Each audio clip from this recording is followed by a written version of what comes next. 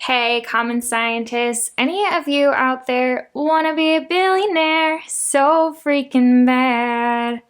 I definitely have since I was like 12. And when that song came out, I was like, oh, so excited about it. And now I'm dating myself and feeling old. But billionaires is the topic this week on Common Science. Just a reminder to all of our listeners and viewers, this is the Common Science Cast keyword common. We are not experts. We don't pretend to be. We are common scientists. We do some research, come to the table, and practice having candid conversations using the scientific method. So hopefully you'll learn a little something today about billionaires. Maybe you'll learn something about us who are not billionaires. Maybe one day, maybe not. But I think we'll start off with just a couple facts about billionaires and some background. And I'm going to actually kick it to Dre for a little bit of context around billionaires. Sure. So just to rattle off a few fun facts about them, there are 2,755 billionaires worldwide. China has the most with 1,058. Just in Beijing alone, there's 145. The United States comes in second with 696 billionaires. The top 10 richest people in the world, I believe they're all men, top 10 richest people in the world, own about 1.2 trillion, I believe, in like US dollars, assets and all that stuff. The richest is often quoted as being Jeff Bezos, around 190. Sometimes it's Elon Musk. If you don't know Jeff Bezos, owner, creator, all that good stuff of Amazon. Elon Musk has SpaceX, Tesla. I think he originally got his fortune from PayPal way back in the day. And then there's also a French guy. Shoot, what was his name? His last name was like Arnault or something, or like Bernat or something like that. I've seen some statistic where he was considered the richest person with like 198 or something, and he, I believe, owns Louis Vuitton and Sephora and like 100 other things just like that. All these like high end kind of fancy fashion type of deals. 88% of billionaires are men.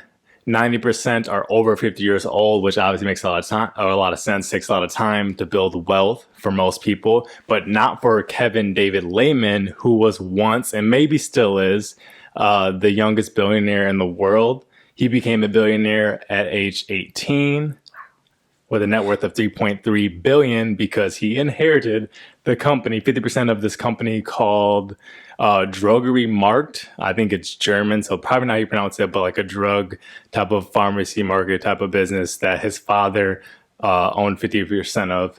And neither him or his father have ever been very involved with the company, but they own half of it. So he had a really good inheritance at age 18. And now he's 19 years old. I believe maybe either 19 or 20. And he's worth about $3.3 billion. So that's quite the birthday present.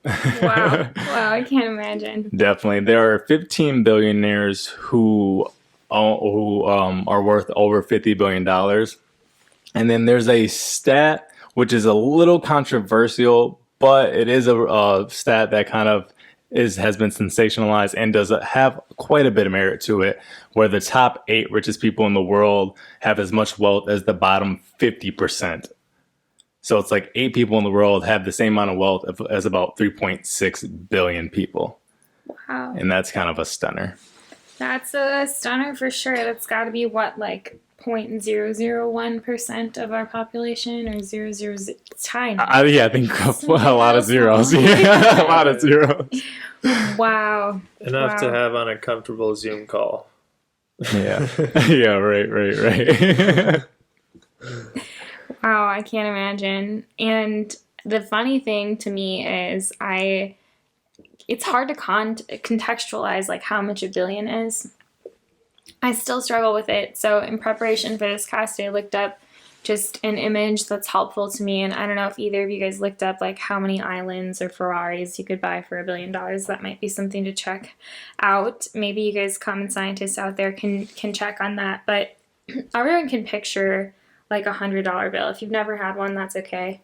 I don't know that I've ever really had a $100 bill just around. I remember maybe the first time my dad pulled one out. Anyways, you can picture it, right? $100 bill. And then if you had $10,000. You can picture that too. It'd be like a stack. You maybe never seen that. I've definitely never seen that in my lifetime. But now we're looking at a stack. Then you could have 1 million. A stack, maybe the width of a textbook. Yeah, you'd say. Yeah, probably. Then $1 million would be like a couple of stacks. Maybe you're looking at like 3 textbooks stacked up, so it's much smaller than you are.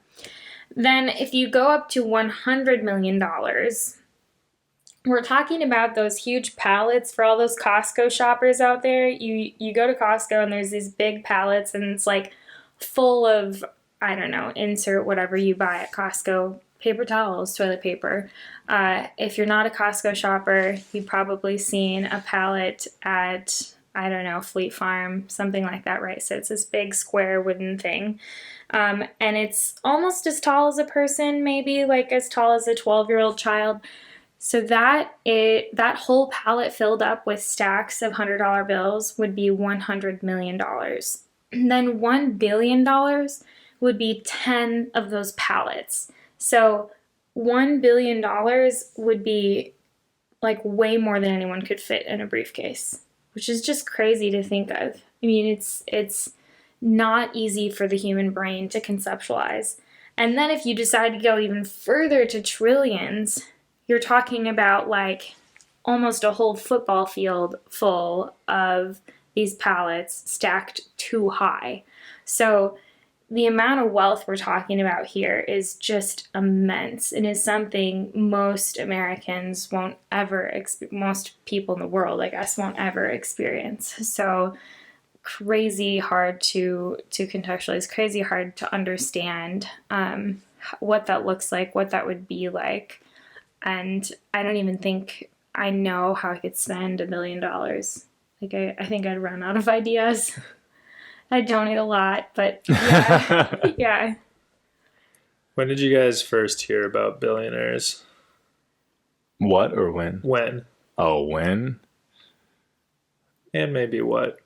I think probably when that song came out, and I don't know that I knew like what a billionaire, that Bruno Mars song, what a billionaire, who a billionaire was at the time.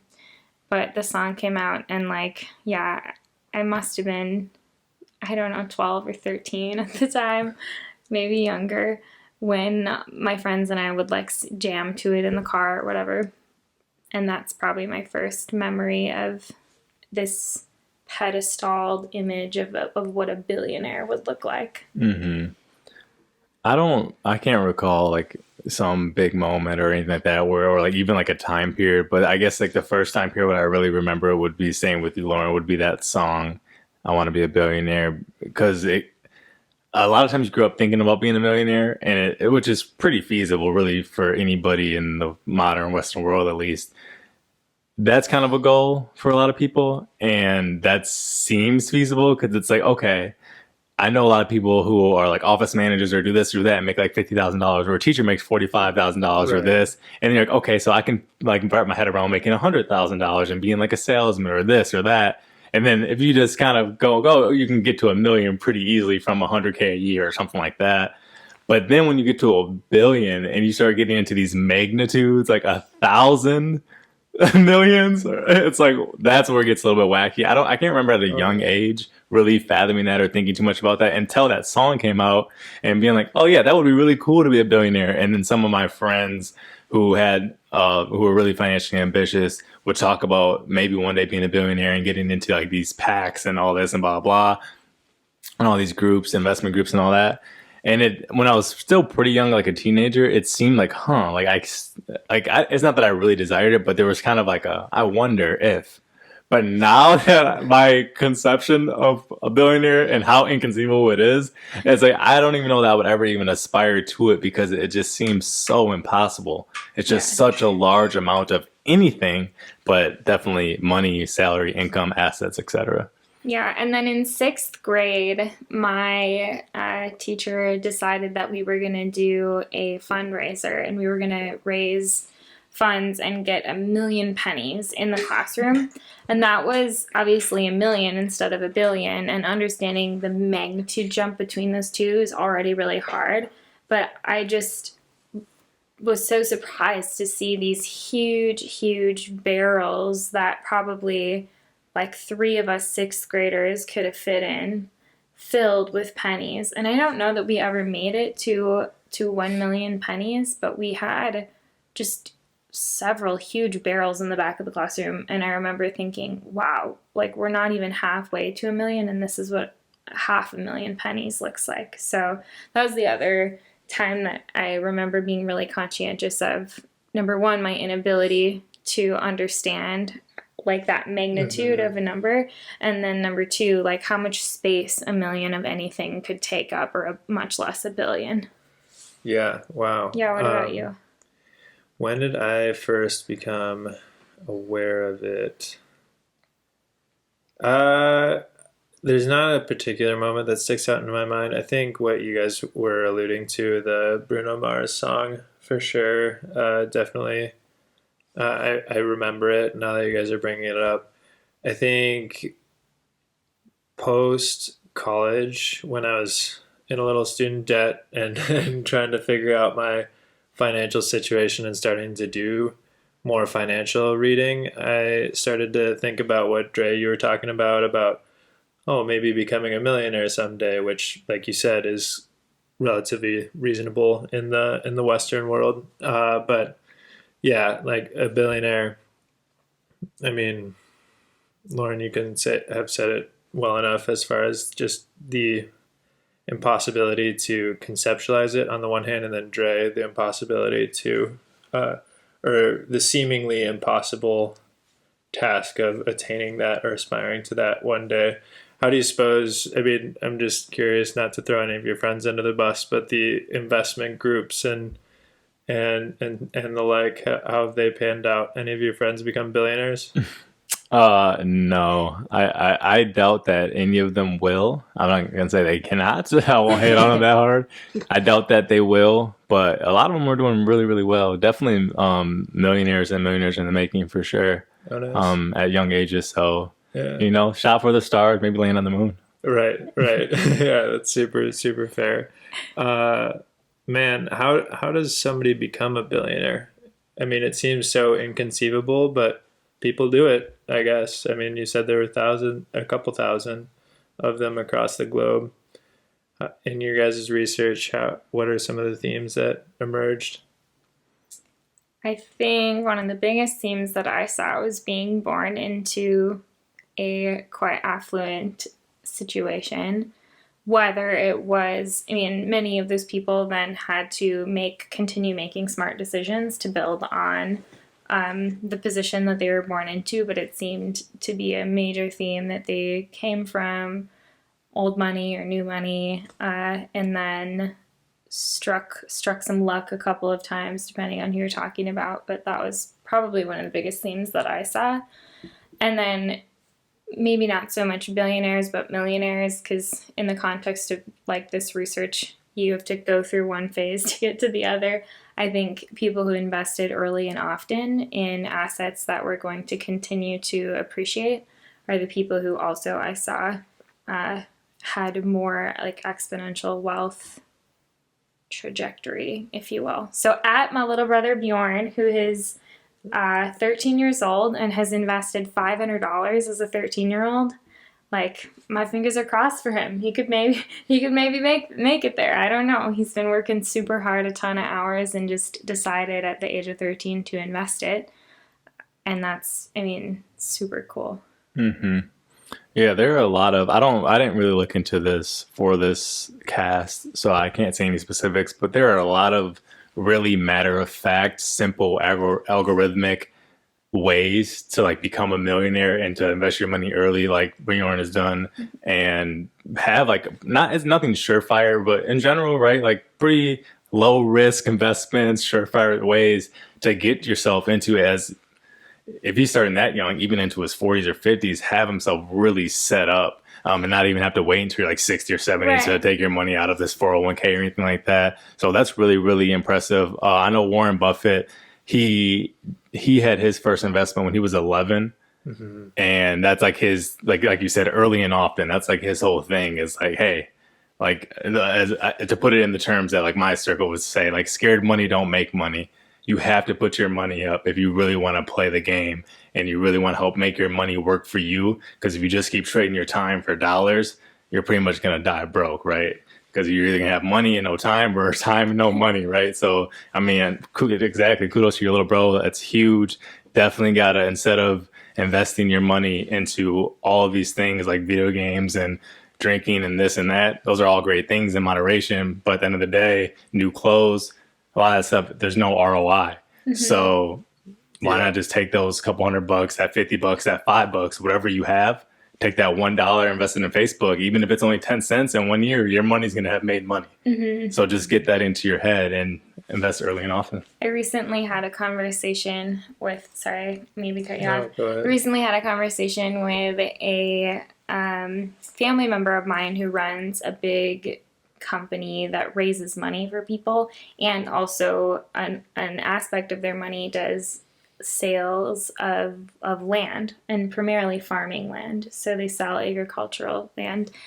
And he sold a farm for $2 million, about $2 million, $1.9 million, I think. Yeah, about 1.9. And I was amazed. I was like, wow, a $1.9 million parcel of land like was sold and bought in cash by someone. Like, how does that happen? How does anyone just in Minnesota have 1.9 million laying around?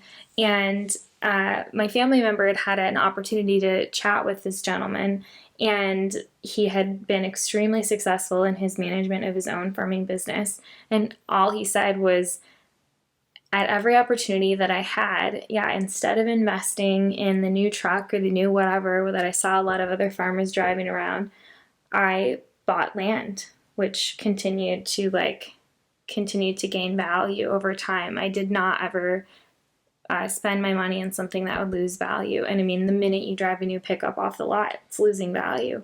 So I thought that was profound to remind myself even today. Like, do I need this new pair of shoes? Like, really need it? Or could I put $50 into my investment account? Because $50 in my investment account over X amount of years is probably way more valuable than, whatever thing I'm looking at. So, good lesson. Maybe won't get you to billions, but maybe to millions. Yeah, I think you guys are saying it right. The one thing I will maybe correct you guys on is, so an idea I've come across that I appreciate and I think holds a lot of truth is to be more particular with our language. So investing is when you put your money towards assets that'll appreciate: real estate, art, gold, stocks, bonds, etc. And spending is when you buy a car or when you buy video games or whatever else. And just being particular in your language in that way, I think also helps with kind of the mentality of, when I'm investing, I am really investing into something that will help me in the future.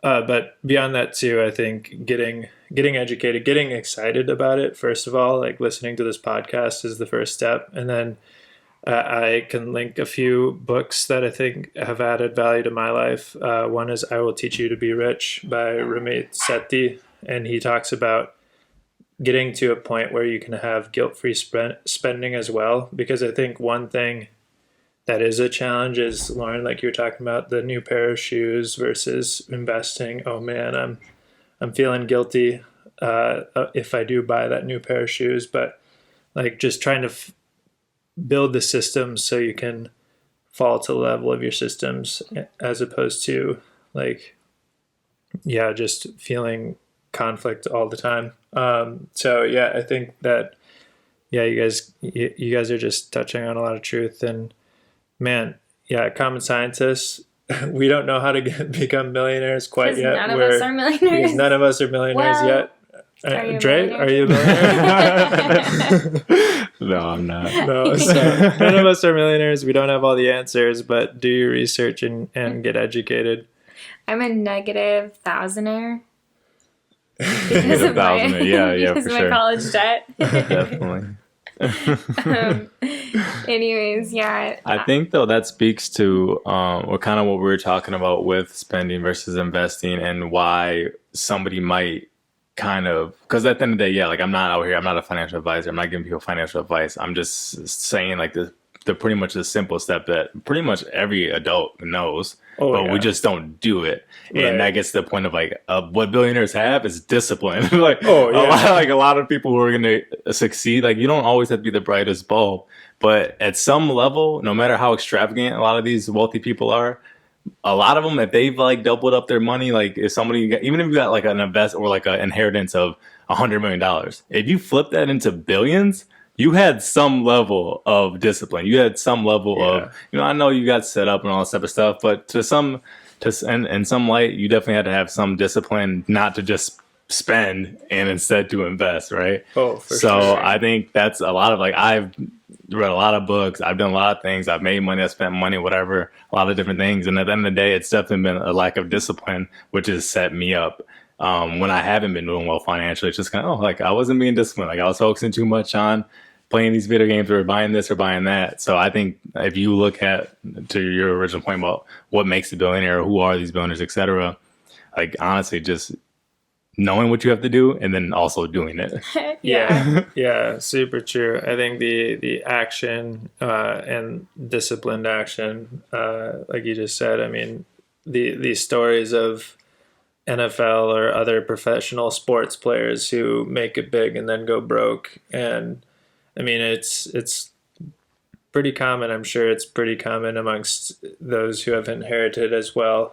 So yeah, I mean, I think that discipline is a for sure. I mean, a key trait, I think, too, about those who made it. I mean, obviously they had advantages from their upbringings too, but like Elon Musk and Jeff Bezos, you have to be insanely disciplined and productive to run a company of hundreds of people.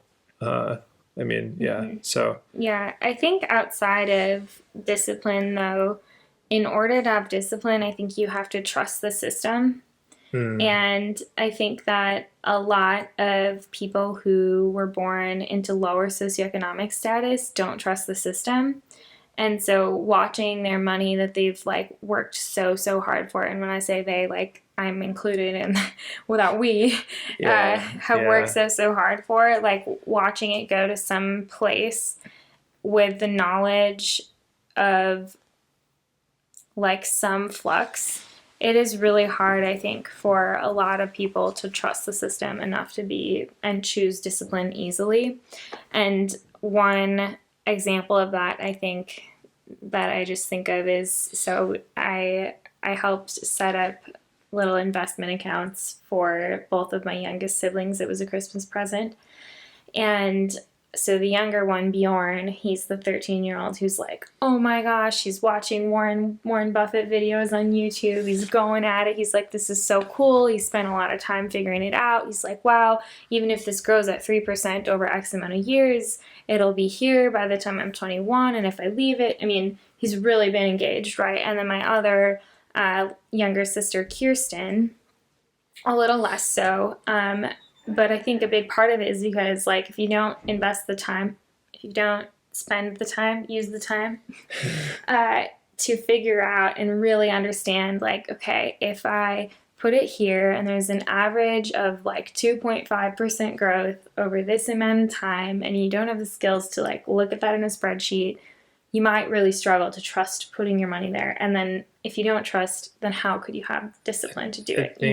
I think beyond even taking the time, I mean, seeing, to think about your example, and hopefully they listen and don't feel so called out, but like Bjorn, 13-year-old white boy, reading about Warren Buffett and seeing documentaries on Warren Buffett and seeing himself in these characters who have become larger than life because they are these successful billionaires, and versus somebody who's a female and does not see those role models immediately in the headlines and can truly feel, man, I can achieve this. Or like, I mean, obviously the billionaires are not the like, man, I can achieve this, but like, even, I mean, talking to the only the millionaires, I mean, if they're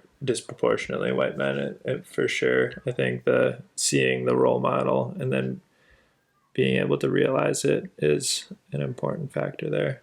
No question. This has to do with billionaires for sure, but it's more so like a general idea, like theories that go into like social mobility and all that stuff.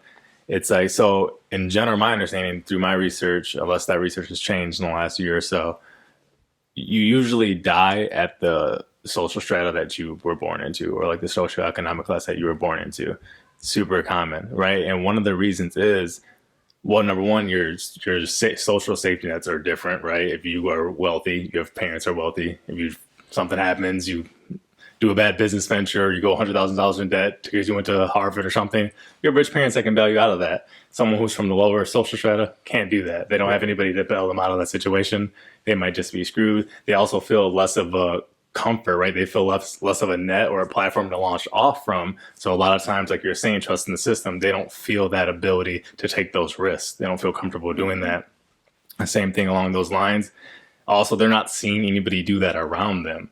Nobody in their family has done that a lot of times. No one, whatever. It's like it's just this constant perpetuation of like, I'm not surrounded by it. I don't know it. Even if I can read it or hear it or see it or watch a Warren Buffett video, it might not be a real reality to me until somebody close to me is doing it, until I'm kind of out of that situation. And I know there's a lot of evidence for that, a lot of research for that. I could definitely give it some credence for sure.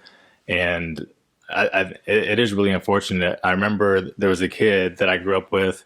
I was having a conversation with him a couple of years ago or a few years ago, and I have no idea how he's doing now. He could be super well off financially. He could be super happy apart from finances. I don't know. But I just remember having a conversation with him, and we grew up poor in the inner cities, whatnot. And we were talking about like businesses and investing and this and that. And so when we were talking about investing, he was saying like why he like saying why he doesn't trust it, why he doesn't like he can kind of understand the concept of it, but it's just like he's not wanting to take that risk.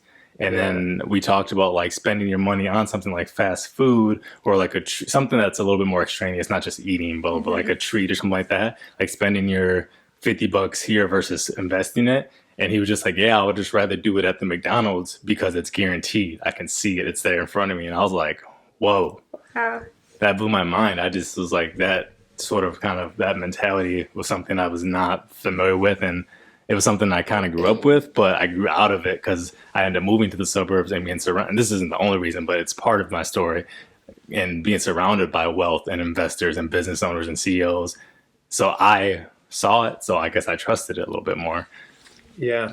I think the trust reminds me of the famed marshmallow experiment. And yeah, so to our listeners, I don't remember which institution. The delayed gratification experiment. Yeah, I think so. And so the experiment is they have a marshmallow and they're giving it to a kid. I'm not sure how old. Dre might need to look that up for me. This has been replicated many times, but the one that I think is mostly viewed or mostly spoken of, they're pretty young, like 3, 4, 5.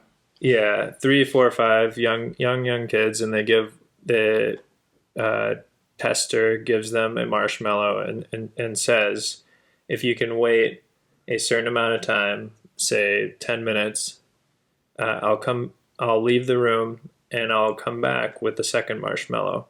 And you can get that second marshmallow if you have not eaten that first marshmallow. And there's these hilarious videos of these kids trying to hold out for that second marshmallow. They're alone in the room for 10 minutes while the tester is gone, going to get that second marshmallow.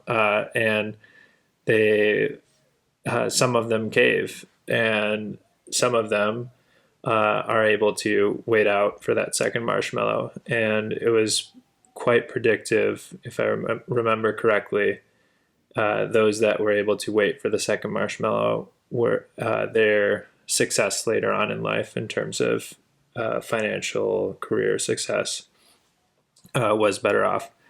And I think so.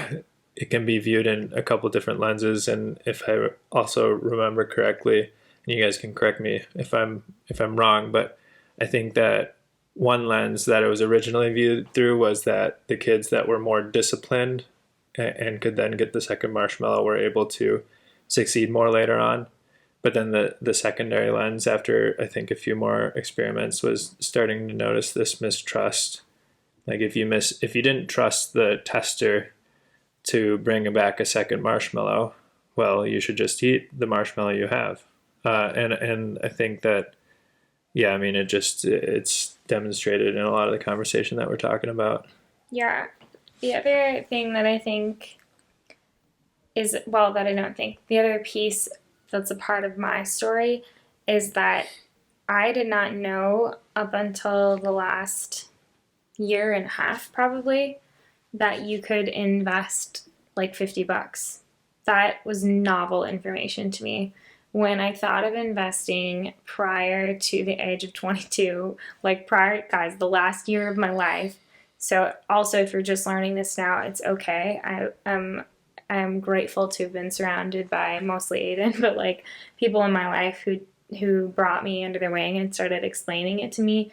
But I did not know until like a year ago or a year and a half ago that you could invest $50. I thought you had to be already like a millionaire, already have access to $10,000 or something to be able to invest. And on learning more about investment over the last year and a half, and I'm by no means an expert. There are ways you can get involved in low risk investment with not a lot of money put up front. So I think that's just important to like explicate because it's not something I knew was an option. So even if you're someone in your 20s right now and you're struggling to get by, I would encourage you to think about how you could maybe move things around to just test out $50 because $50 over 50 years is a lot more than thousands of dollars 40 years from now. And yeah, that just was novel information to me, totally novel. It was definitely something I wasn't very familiar with like a few years ago, and I think as a large part, like we're indebted to this kind of new social kind of cellular digital age that we've moved into, where it's because one of the reasons why it's so accessible is because you can just do it on your phone. Whereas before you'd have to pay somebody to have access to blah, Right. blah. And that's what we talked a little bit about paywalls before Yeah. with education and information and stuff like that. But there's paywalls to so many things. Obviously education, even like if you have to go to court, like you almost have to get a lawyer, or like judges won't even like hear your case, Yeah. this and that. And there's pro bono and all that stuff, but in general it's like there's just all these different things that where you can't really come as you are. And for a long time in travel, you used to like have to have like trip advisors and stuff like that, but now there's just kayak.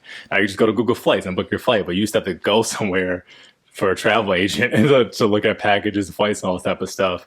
And obviously that's something that we didn't grow up with that, but our parents did. And now, like you're saying, when I was maybe a teenager, I didn't know how to invest. I didn't know you could just have $10 in your pockets, and probably back then you probably really couldn't. But now, yeah, you can just download an app, plug in your information, read all the whatever you want, and then just say, okay, I'll put $10 into that, and you can, to that point of kind of like, I don't know if this is a technical term, but micro investments, making small investments. You don't need to buy like a whole share, because some of these huge companies, their shares are insanely, like you have to spend like $500, and it's like, oh, I don't have that, but you can just buy a small portion of that for $10. And yeah, I mean, I'm definitely, even though a lot of these apps definitely are bought and sold by the donor class and the billionaire class and stuff like that, and you should be very skeptical of some of these apps.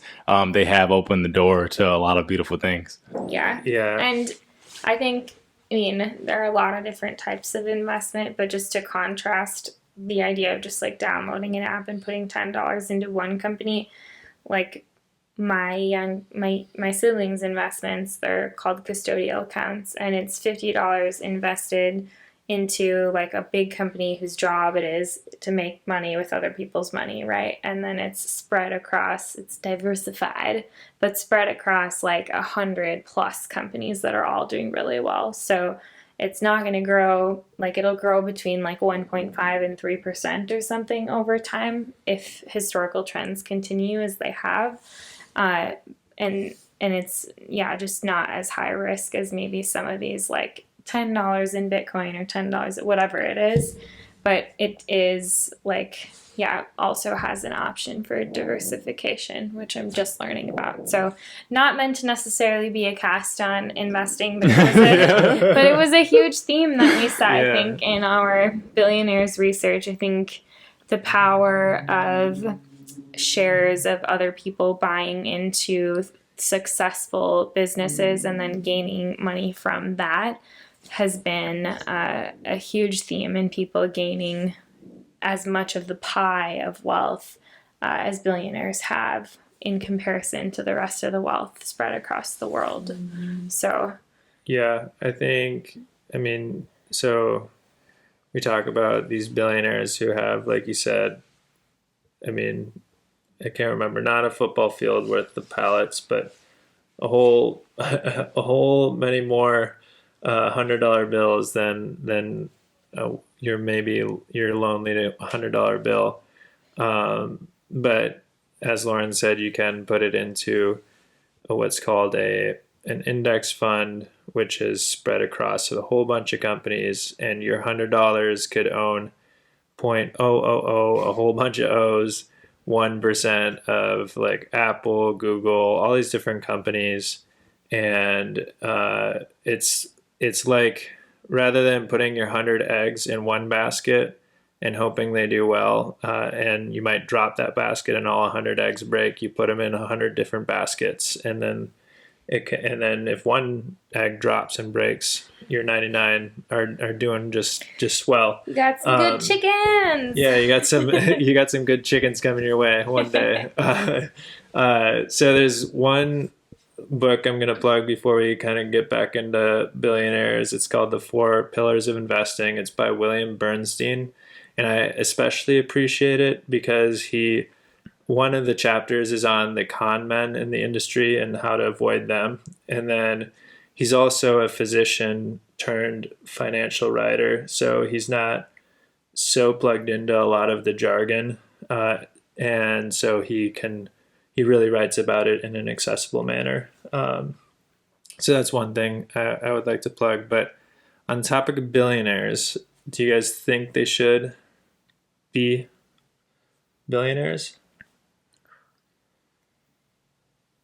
You're looking at me like I need to start? Okay. So prior to this cast, if you asked me a week ago, I would have said, no, absolutely not. I think you should be capped at being a millionaire. You can have hundreds of thousands, or maybe it's, 100. How many millions is a billion? 100,000? How many millions is a billion? It's 1,000 millions. Okay, so you can have 999 million. That's a lot. You don't need more than that. But after doing research for this cast, I read 2 different academic articles. So something for your knowledge, common scientists, that I am trying to do in preparation for my research is to find 1 to 2 academic articles per cast. Now, what does that mean? That means that I am going to a library database, which is different from the Google database because it does not individualize my search based on past information. It only gives me what the library has based on my search query. So that means that all of the bias that automatically is involved in any search engine like Google is taken out of the process. And the reason I'm doing this is because I want to make sure that in my common science research, I can at least get a feel for where academic reality is versus my Google reality is, because there is no way to do unbiased research on Google. You can do better than some, and you can be aware of biases, but it is not possible from my understanding, to like tell your search engine not to use any of your past stuff at all. Yeah, I'm not 100% sure on that. But definitely the default is that Yeah. it'll tailor to your past searches. Yeah, so on the topic of that, people might ask how the heck they can access a library Yeah, we'll link it in the database. show notes, and hopefully this might come up again in a later cast. Maybe we could do a whole cast on unbiased research, but the two main things that I've been looking for are that they're peer-reviewed, which means that the article has gone through some other expert that was like, yeah, this doesn't suck, it's pretty good. And then that they also have been cited by someone else, which means like, yeah, it's also relevant enough that someone has used it. And then the third thing that I've been looking for is open access. So maybe we'll even do a YouTube video on it where you can select these things and find what you need to find. Needless to say, in that research on billionaires, I found two very different articles from two very different perspectives. One, promoting billionaires and the important role they play in philanthropic outreach, a role that in the paper it was argued many governments and people do not and cannot play because of the innovative nature of what lots of dollars can do for people in terms of research and business innovations. The other article that I read was about the tyranny of billionaires, and that like the fight for money and tyranny was going to win out, and that only elite billionaires were going to survive in the world, basically. So two super different opinions. I think I fall somewhere in the middle in the idea that like I think $1 billion is a lot of wealth, and there's a better way. We could probably share wealth better than we are now. And I don't know, unless maybe you're fulfilling some criteria, that billionaires should exist. Because even if you're doing philanthropy, a lot of people are doing it sitting on a huge pot of money that's only making them enough money to like sustain their philanthropy. And the other side of that being, then some philanthropic ventures could continue for the people who are still ultra wealthy at $999 million. And then hopefully we could do better too, just sharing. I might have just made the same point twice, but it was something like that. Yeah, so I mean, one thing about common science is, I mean, we as people don't have infinite time, and there's infinite information, and we're trying to like come to some sort of takeaways or yeah, some sort of schema that on a topic. What would you say?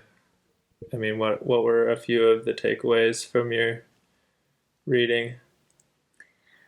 I think mainly that there for sure is a problem, right? That there's people and areas that need more access to money, whether it's like a disenfranchised group or an area of research that's really lacking, or an innovation that's been really underemphasized and should have been more emphasized. Public health is a great example of it. People have kind of, institutions have somewhat, I don't want to say ignored, but some kind of have ignored public health largely, and then all of a sudden we had this global pandemic, and then all of a sudden R&D, research and development dollars were flooding into public health because it had been largely underfunded. So examples of like whole fields of research that we know are really important, but people aren't wanting to upfront costs because 5 years ago there was no global pandemic. So people are like, oh, the public health people, like they'll keep working on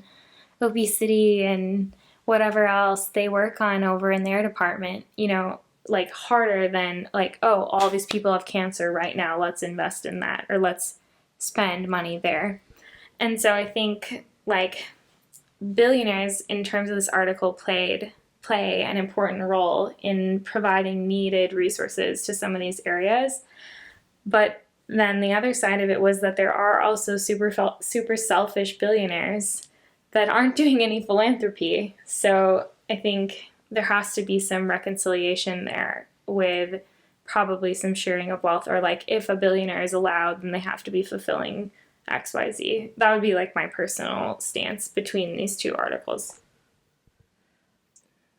How about you, Dre? What sorts of takes do you have on what Lauren said, or yeah?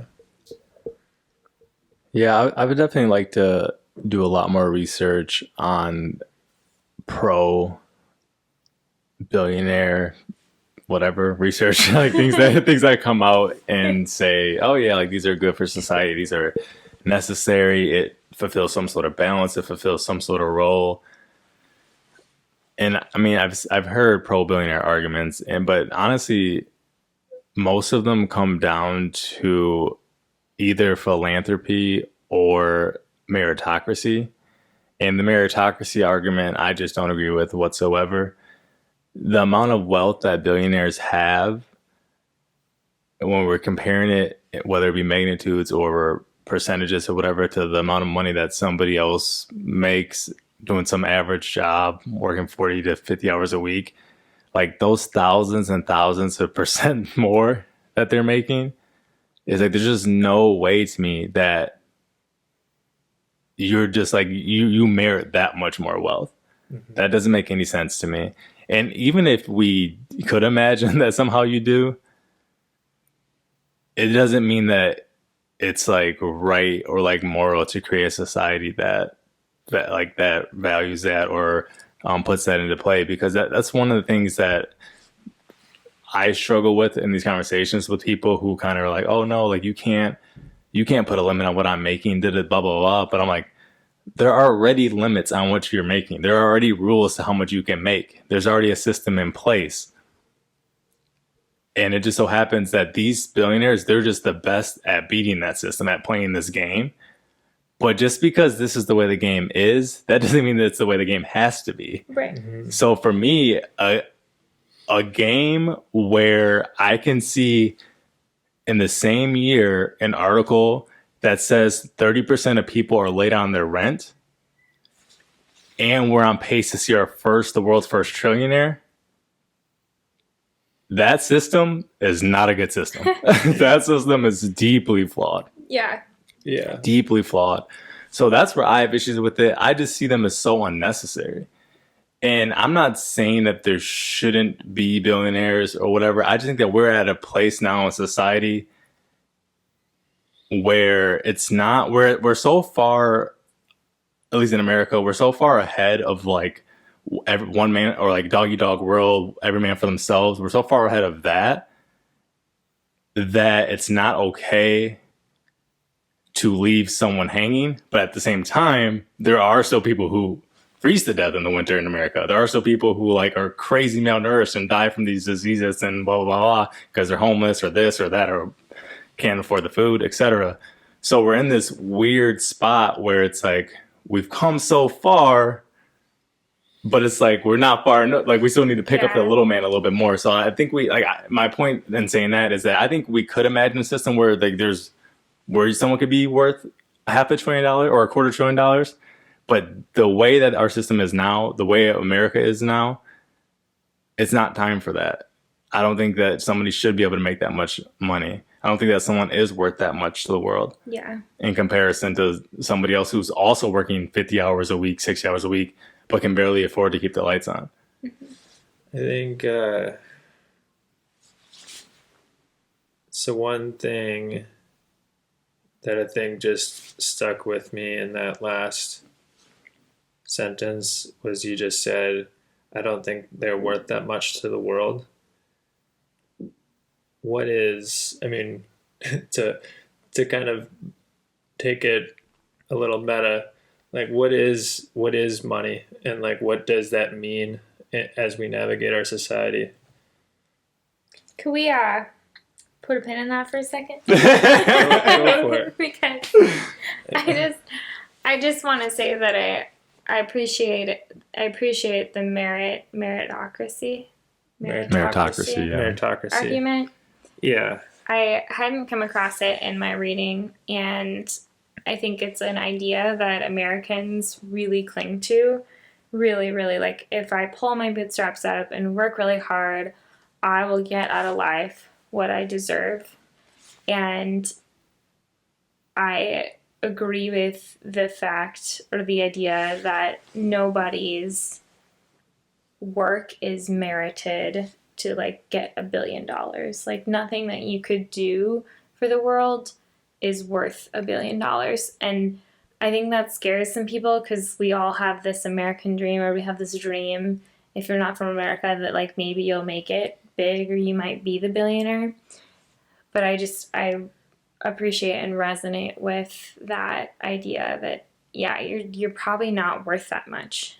And like to the Jeff Bezos or the Elon Musk of the world, who won't probably ever hear what I have to say, but like I would just probably say like, well, if you get to that point, then I mean, share your company, like, or sell it and start a new one. Like maybe you've served your purpose there. Maybe someone else could manage it better. Like if you are managing and grossing millions and billions of dollars, you're probably also not serving those areas as well as you could be. And yeah, it just really resonated. So I wanted to comment on that before we transition to philosophical meta world.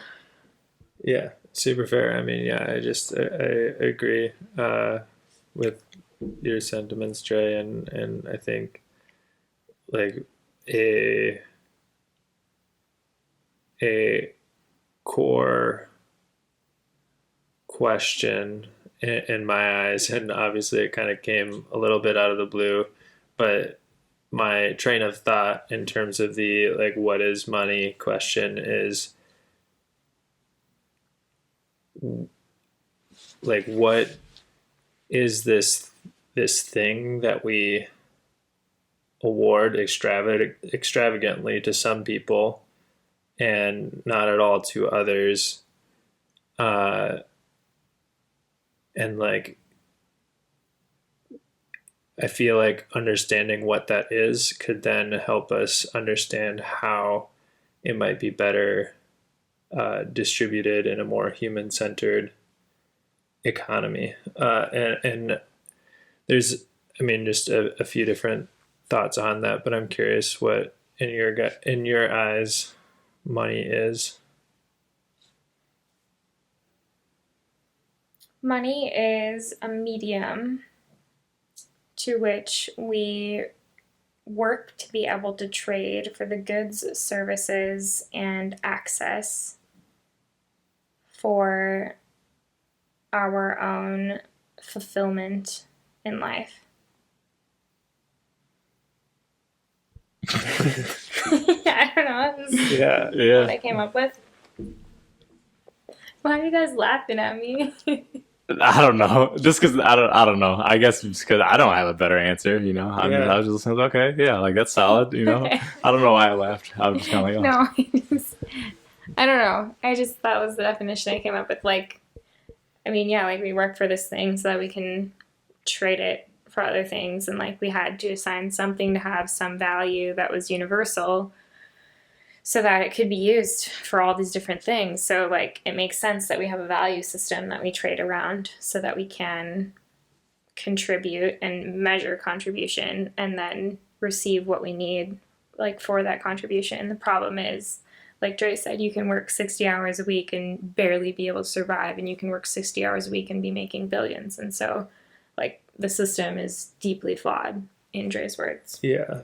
The manner with which like the token of value is exchanged is flawed. And I guess that could be, I mean, one aspect of it, or one issue that I've come across is like, I mean, thinking about stay-at-home mothers and how they don't get compensated with money In the US. For Because there are other places that do compensate, right? they at least, so I think from my understanding, they have paid maternity leave for a certain amount of time in certain countries. But then kids will get paid to go to school. I mean, there just are other social systems that do support the family living better, I think. Right. Yeah, exactly. So like in the US, in our specific context, like stay-at-home mothers are not compensated financially. for the labor that they put into the home and raising kids and raising the next generation, which you would think is incredibly valuable to a society. And so, as Lauren said, I mean, yeah, just looking to other examples, I think, is one way to alleviate some of those concerns, whether it be through universal basic income is one idea that's been proposed. Another is in a lot of Scandinavian, and then in the UK, I think it's 6 months, and then in some Scandinavian countries, I think it's 12 months of paid maternity and paternity leave. So at least in the first year, they can receive compensation for caring for their young. And then you also pointed out a good point. I think later on in Sweden, students for staying in school are given a stipend for staying in school and achieving a certain grade point average. And so that's certainly helpful of people who school is more of a privilege. So yeah, I mean, that's on the one side. It's also, so thinking to other systems and in the context of billionaires, there is what's called, like, is it a graduated income tax, or there's, I think so. yeah, where you tax at a higher rate for people who make more money. In the US, It's supposed to be that. yeah, it's supposed to be that, but I mean, it's just like billionaires broke the scale, I guess. But it used to be much higher, I think, in the US in the 60s. So common scientists, do your research. It used to be much higher, and there's been a lot of a transition away from that. You hear all about Amazon paying zero in income taxes, and yeah, so there's been a lot of loopholes incorporated into the system. And I think, yeah, just trying to, first of all, bring awareness to the issue, like we're hoping to do in this cast, and then try to do common science research to find a position, and then try to enact some of it, a solution. But yeah, I don't know, it's just kind of on a monologue. No, Yeah. That's all good. Yeah, and I know. So so the reason I have a problem with somebody making billions of dollars is because, and it's also, it's like, if you make $1 billion, that's so different than being worth $180 billion, because it's so many millions and millions and millions and millions of dollars. Yeah. Like, it's so, like, it's the difference between being worth 1 billion and being worth But that's Jeff what I'm Bezos is saying. so crazy. Like 999 million. Like, let's just cut it off right there. Yeah, possible. And I know, like, people will be like, oh yeah, but then there won't be any, like, incentive and this and that. And I'm just like, dude, if you, first of all, I don't necessarily think that's true, because I think these people who have that motivation to do these things, they're such motivated people, they're such obsessive people, that they will find some other way to express themselves in the universe that makes them feel valuable, or whatever their competitive level is, that makes them just want more and more and more. Like Elon, he'll still send people to Mars whether he's making billions of dollars or not. Like, that's it. At least he'll still try to, even if he got capped. I think so, based on who these people are. But I don't know. It's just like, I just don't understand why people think the system has to be this way, and that it's like, it's somehow we're robbing these people who are making this much money. It's just like, dude, I don't know. We need to get into the donut economy sometime. We need to do research on the donut economy. Like, we need a much more human-centric. Nobody got time for that conversation right now. No, not now. No, I'm talking. We need a whole new podcast. Yeah. But Yeah. I don't know. And like, we get into these laws, and what you were talking about, we were talking about, like, we got into politicians and that's where it becomes really problematic for me, is that I don't really mind somebody being worth a lot of money. Even if it's billions, it's not that big of a deal. But it really matters when you start to impact society really negatively on a large scale. That's where it becomes a big problem. And if you look at, there's a lot of kind of studies and statistics that look at how Congress passes laws and bills and stuff like that. And it's not very highly correlated with people and how the masses vote. What it is highly correlated with is the donor class. The donor class are the rich people who can pay politicians directly, right? It's just like, hey, and they do it on these PACs and they do it in these different secretive ways. But it's one person or small groups of people who have a lot of money to influence politicians, influence bills. And so when you look at how we pass laws, it's all correlated with this donor class. And they're obviously looking out for number one. That's just human nature. I'm not mad at them for it. I'm just like, yeah, I get it. You know, if I was a billionaire, I'd probably do the same thing. But it's just like, as not a billionaire, as somebody from the outside, I can see how this is negatively impacting society. I can see how you're rigging the game for yourself. And that's a big issue for me. Yeah. Huge problem. Yeah, I think it's quite a contribution. Yeah, I mean, yeah, just a huge problem, and there's all sorts of mechanics behind it too. So there's a book called The System by Robert Reich, and he's a Reich. I was gonna say I almost that was Reich, but if he wants to distance himself from that name, like I understand. Robert Reich, yeah, he's a big, he's just super, anti-billionaire, and just to get that bias out there, but he also has just a lot of good information, and he talks about some of the mechanisms being this kind of like class of guardians, the guardians of the super wealthy, which are the accountants and the lawyers and all these other people who do quite well for themselves for doing the job of helping these billionaires maintain their wealth, the donor class, as you put it, maintain their wealth and perpetuate it. But yeah, I think first talking about the problem, we again don't have all of the answers or any of the answers, but we're just trying to find some truth. I proposed an answer: $9.99 million. Cap it and we'll be good.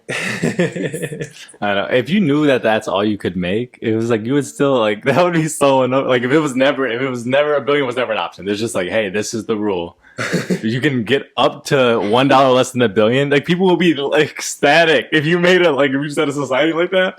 But we didn't. Which is it's fine. It's fine. I get it. And I know like the proponents of like pro billionaire people, they're like, yeah, but who creates the billionaires? It's like we do. Like we give them money.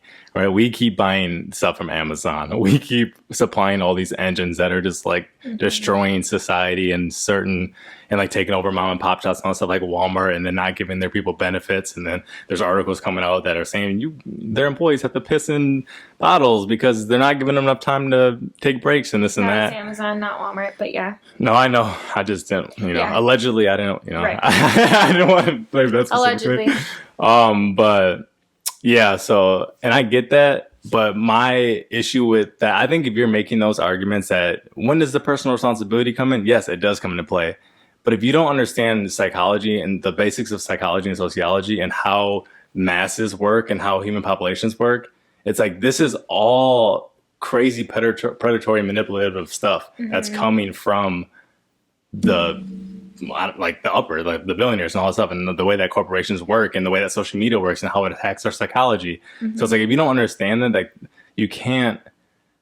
I don't know. Like if you're like I guess I lean this way. Humans have some deep flaws. We all do, right? As 7 billion of us, those flaws are easy to manipulate. People who run companies manipulate those flaws, and I lean towards I lean towards the spectrum of that's wrong because that it's going to take a lot for individuals and for us as an entire species to overcome those obstacles, overcome that sort of predatory manipulation, and you're profiting off of it. You're exploiting us, the masses. Versus, I know a lot of people are just leaning towards the other way. They're like, if you're that stupid that you're going to keep doing it and then you complain about it, and I'm like, all right, like that is one school of thought. I just disagree. I guess. I think, just to qualify it, not all business owners are incredibly predatory, but We yeah. are business owners. We are business owners, so yeah. Well. Hopefully we're not. I disagree. They're all predators. No, definitely not. Definitely not. Okay. Let's rein it in. Well, common scientists, thank God we don't work for Amazon, so we're gonna go take a pee break. In the toilet. just to clarify there. Not a bottle. Not a bottle. No, I'm just messing with you guys. But common scientists, thanks for tuning in this week. It was a wild ride. We went through billionaires and some of the challenges that come along with having billionaires in a society, whether or not billionaires should be a thing, and then also how you can aspire to handle and manage your own personal wealth a little bit better. Maybe not to be a billionaire. You can shoot for that $9.99. But at the very least, you should have gained a little bit more of a perspective, a common science perspective on what it means to have billionaires in the world today. Hey, common scientists. Hope you enjoyed the cast. Thanks for investing in common science. We hope it brought as much value to you as it did to us. To learn more, smash the subscribe button and visit our website, commonscientists.com, where you can read our blog, join our email newsletter, and follow us on social media. Finally, if you like what we have to say, you can absolutely support us on Patreon. We could always use more support. You can navigate there also from our website, commonscientists.com, common scientists with an S, so that we can continue cultivating a community of common scientists.